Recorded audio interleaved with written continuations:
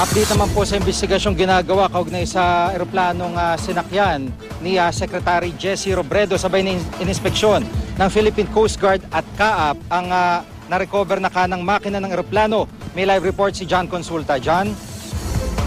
Jiggy, masusing tiningnan nga ng inspection team ang pisikal na kondisyon ng makina at ilan sa mga pansin na mga detalye ng makina matapos itong maiahon sa dagat kahapon.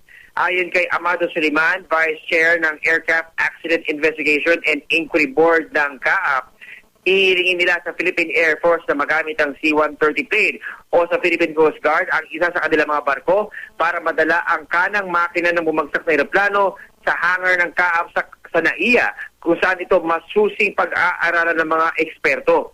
Masaya si Suliman na bagamat mahirap na na-recover pa rin ang makina dahil naniniwala silang ito ang sasagot sa tanong kung bakit bumagsak ang Piper Seneca plane ni DIRG Secretary Jessie Robredo. Sa ngayon ay sinimulan na rin ang pagsusuri sa transponder ng Piper Seneca.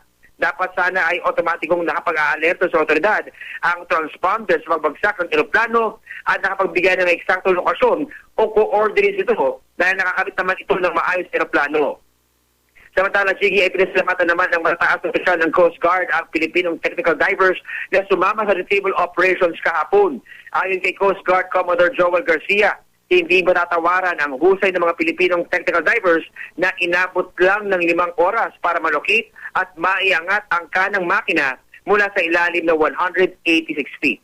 Yan muna latest mula pa rin dito sa Masbate, Baliseo, Chigi. Maraming salamat, John Consulta.